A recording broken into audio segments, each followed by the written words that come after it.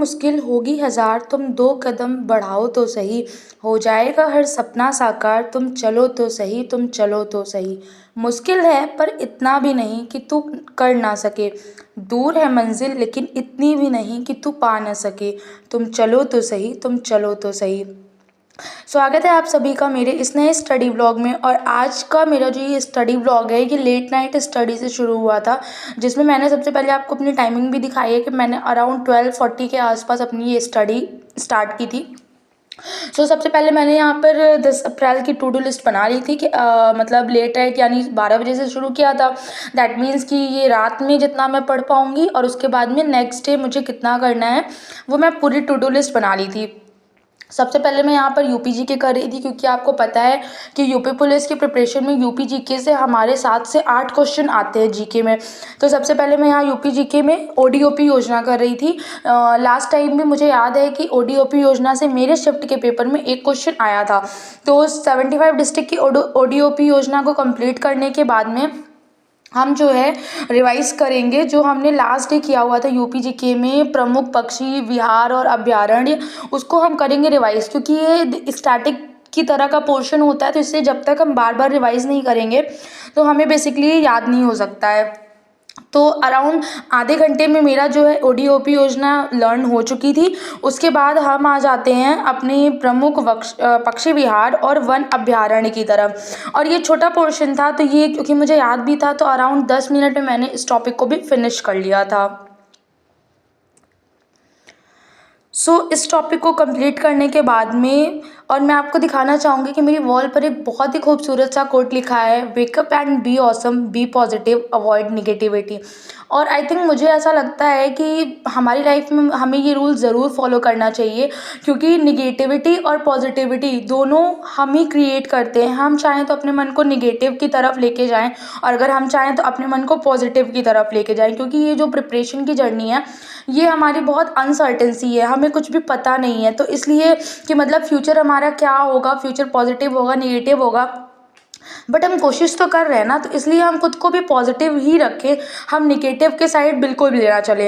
And in the second slot जब मैंने UPG के कंप्लीट कर लिया, फिर मैं कर रही थी सिंप्लीफिकेशन की क्वेश्चंस, क्योंकि सिंप्लीफिकेशन से भी हमारे 1 से 2 क्वेश्चन ज़रूर आते हैं यूपी पुलिस एग्जाम में, मैथ्स वाले पोर्शन में।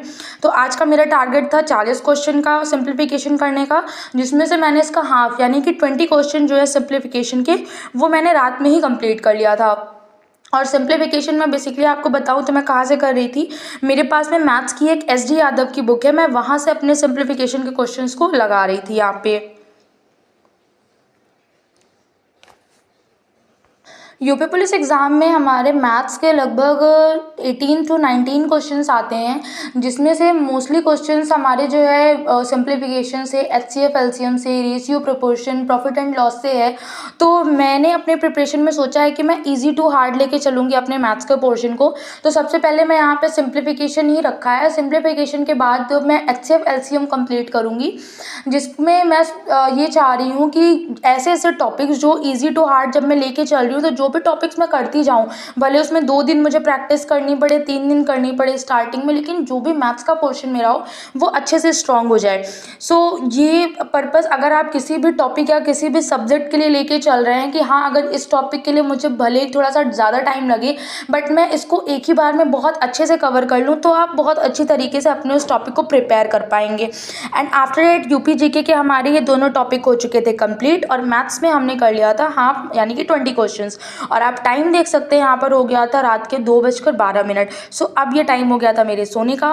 नेक्स्ट डे मॉर्निंग में हमारी सारे डेली रूटीन से कंप्लीट होने के बाद में हम बैठ जाते हैं 9 बजे के अराउंड में अपनी पढ़ाई करने के लिए। और 9 बजे से पहले ही हमने अपने दोनों न्यूज़पेपर्स रीड करके कंप्लीट कर लिए थे।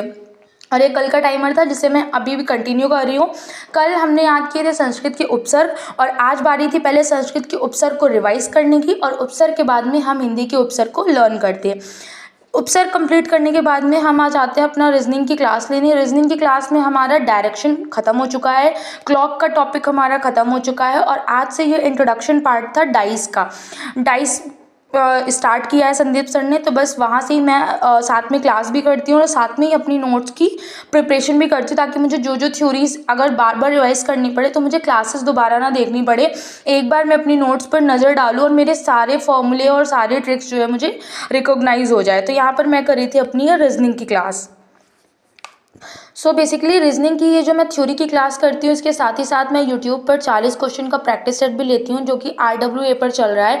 और RWA मेरा ये मानना है कि बहुत अच्छे से हमारी प्रिपरेशन को कंप्लीट करा रहे हैं, तो वहीं से मैं अपनी रीजनिंग की क्लास भी कंप्लीट करती हूँ। और हमें ऐसा लगता है कि हमें एग्ज़ाम डेट आने का वेट नहीं करना चाहिए। एग्ज़ाम डेट से पहले अगर आप अपनी प्रिपरेशन को शुरू करते हैं तो शायद आप बहुत ही अच्छे लेवल पर, बहुत ही सेटिस्फैक्शन वाली प्रिपरेशन करेंगे। अगर अभी से आप प्रिपरेशन शुरू करते हैं तो मुझे ऐसा लगता है कि शायद पेपर जब आप अटेम्प्ट करके आएंगे तो आपको ऐसा लगेगा कि हाँ, मेरी तैयारी अच्छी थी और मेरे जो मार्क्स हैं वो बहुत ही अच्छे आ सकते हैं।